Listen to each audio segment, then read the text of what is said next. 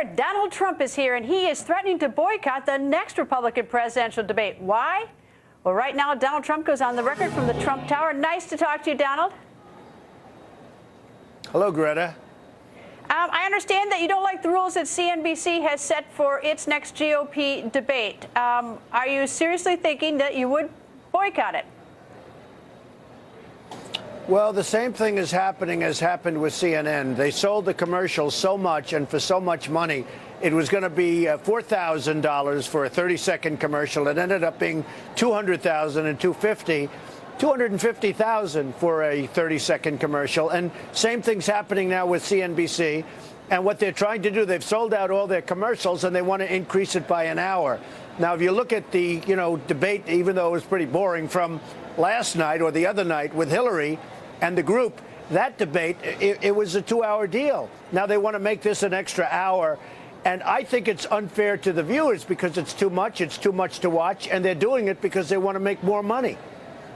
So does that mean if they're going to do 3 hours that you would say, I'm out of here after 2 hours? Well, I spoke to Reince and I spoke to the RNC, and so have other people, actually. And, they don't like the idea because it's unfair. It's unfair to the viewers. I don't care. I could stand for 5 hours. I could stand for 10 hours. But it's unfair to the viewers. It's too long. The Democratic debate, if you look at it, that was 2 hours and it was too long. Everybody was bored at the end. They want to make this much longer than that.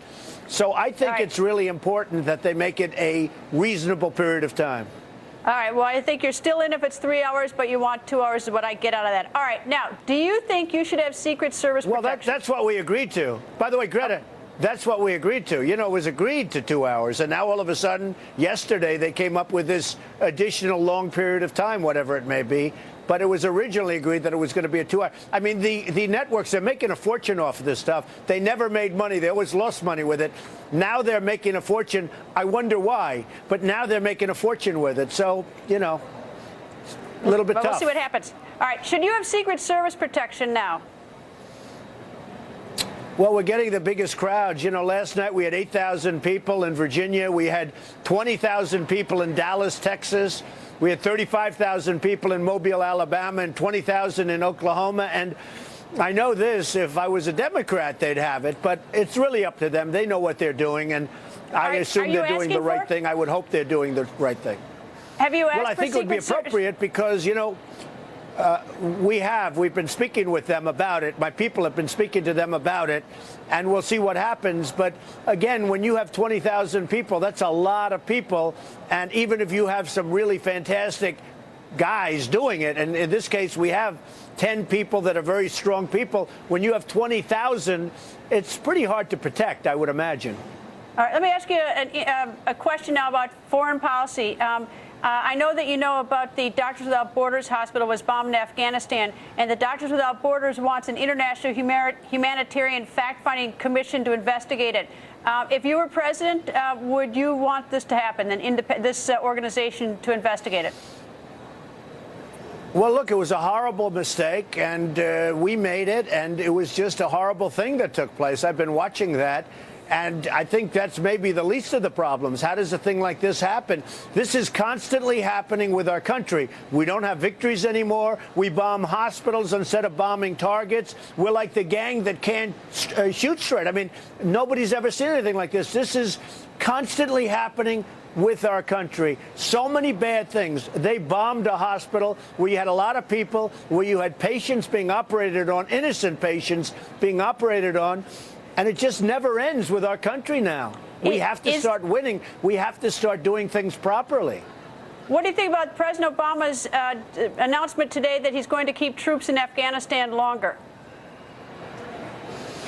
Well, I agree with that announcement because, frankly, if you look at what happened with Iraq, we should have never been in Iraq in the first place. But when we took the troops out, that was the end of that. And now Iran is taking over Iraq as sure as you're sitting there. So I think that probably they have to do that.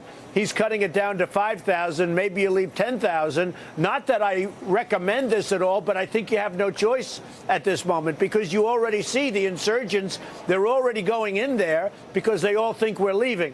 Probably you have to leave it. It's a shame to have to leave it. At what point do we leave? At what point do we get out? but you probably have to leave. Otherwise, the same thing's going to happen as happened in Iraq. All right. Prime Minister Netanyahu is not happy with the United States at the suggestion that they are using excessive force in the latest round of problems in Israel. What do you think about the United States' suggestion that it's excessive force by Israel? Well, Israel's being hit from all sides. And, you know, if you look at this new deal, this horrible, one of the worst contracts ever negotiated, the Iran nuclear deal, I mean, how can Israel be happy with the United States? And in the meantime, they're getting hit on in so many different ways. So I don't blame him for being unhappy with our president or the United States. So we're not taking care of them. We're not doing what we're supposed to be doing. And, you know, excessive force. What's excessive force? They're being hit from all sides, and they're being hit very unfairly, and they have to do what they have to do. Last night, we had a guest here on the record. His name is Eric Trump. And I asked him about growing up, the son of Donald Trump. And here's what Eric said. Listen to what Eric said.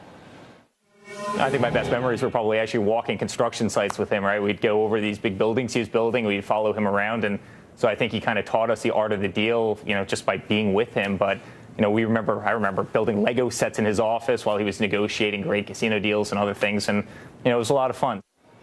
Well, it wasn't teaching him to ride a bicycle, but apparently it was teaching him real estate. What do you think about that?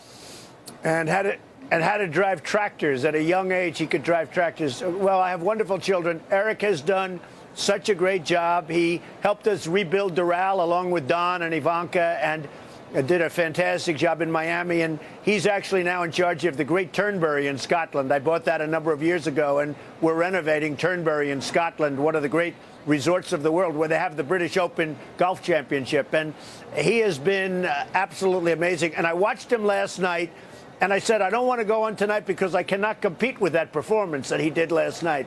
He was great. He looked great, and he sounded great. He's very, very smart, and he's done a fantastic job. Donald, thank you, and I hope that we're looking forward to introducing your wife to the On the Record audience, as well as I want Ivanka to come here and your son, Don. So I hope you'll put a little pressure on them, will you? Absolutely, Greta. I will. All right. Thank you, Donald. Nice to see you.